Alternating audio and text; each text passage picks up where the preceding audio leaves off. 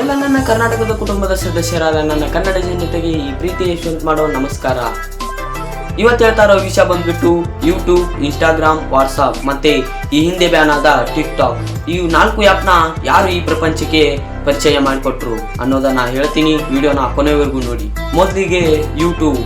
ಈಗ ನಿಮಗೆ ಸ್ಕ್ರೀನ್ ಮೇಲೆ ಕಾಣ್ತಿರ್ಬೋದು 3 ಜನನ ಫೋಟೋ.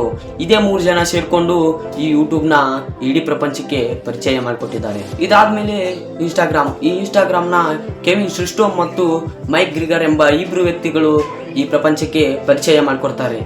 ಇನ್ಸ್ಟಾಗ್ರಾಮ್ ಆದ್ಮೇಲೆ ನೆಕ್ಸ್ಟ್ ಬಂದ್ಬಿಟ್ಟು ವಾಟ್ಸಾಪ್. ಈ ವಾಟ್ಸಾಪ್ನ ಜಾನ್ ಕೌಮ್ ಎಂಬ ವ್ಯಕ್ತಿ ಈ ಪ್ರಪಂಚಕ್ಕೆ ಪರಿಚಯ ಮಾಡಿಕೊಡ್ತಾನೆ.